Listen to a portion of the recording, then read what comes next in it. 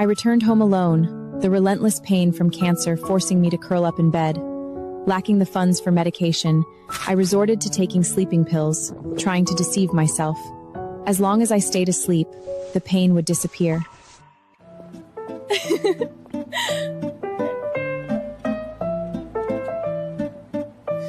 One day, when I have money, I'll give you all the best things.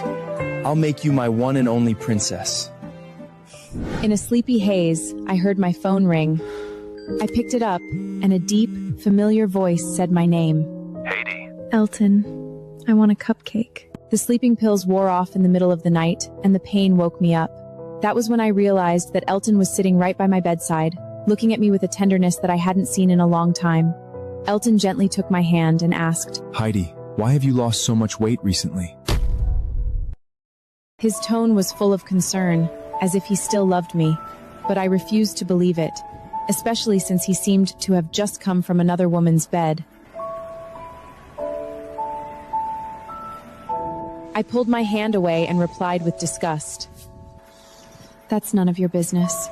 Elton was abruptly shaken off, and his expression turned cold in an instant. When I entered the living room, I saw a haute couture cake covered in candles on the table, along with several boxes of the chocolate cupcakes we used to share. That was when I realized that the phone call had been real, but I was dying. I didn't need cake, and I certainly didn't need Elton anymore. I didn't spare the cake a second glance. Elton frowned and grabbed my hand. Heidi, you said you wanted cake, and I ran out to buy it.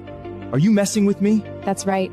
I'm messing with you. So what? He was furious, grabbed my collar and pulled me closer. Then, he lifted me and tossed me onto the bed. He slammed into me in one brutal thrust, burying himself to the hill. The bottle of sleeping pills on the nightstand was knocked over by his rough movements, and pills spilled out one by one. I cried out, but he crushed his mouth to mine, devouring my moans.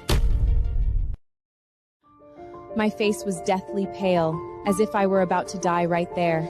But he turned a blind eye. He snarled, pounding into me mercilessly. Each thrust was deep, savage, and punishing.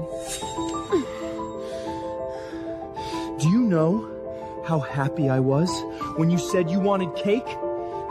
I dropped everything and rushed out to get it for you. And now you're telling me that you were just messing with me? He grabbed my hair like a maniac and dragged me violently off the bed. I clutched the quilt tightly around myself, trying to cling to the last shred of my dignity, yet none of it seemed to make any difference. At last, Elton let out a sigh. Heidi, what am I supposed to do with you? He leaned down, drawing nearer and nearer. Just as his lips were about to meet mine, the piercing ringing of a phone shattered the stillness. Elton frowned. It was a call from Yvette. He hesitated, but eventually answered it.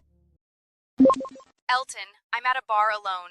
Someone just tried to hit on me, and I'm scared. Please come pick me up, okay? He didn't answer right away. Instead, he just stared at me. Heidi, ask me to stay. Just say it, and I'll stay. I won't ever see her again. My body was in tearing pain, and I didn't have the strength to give him any reply. After a while, he let out a bitter, self-macking laugh. How ridiculous. What was I even expecting? And then he spoke into the phone. Yvette, I'm coming to get you.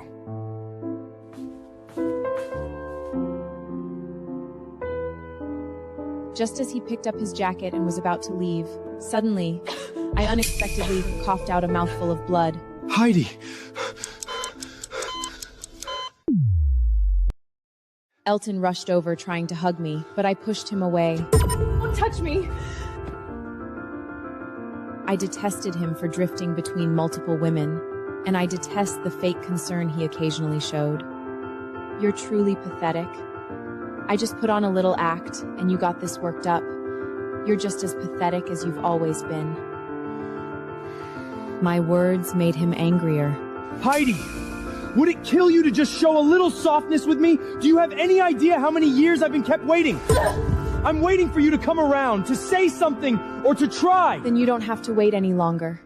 I will never love you again. Pain gradually appeared on Elton's face. He let out a low laugh. Then, without another glance at the blood at the corner of my mouth, he turned and slammed the door behind him, leaving without looking back.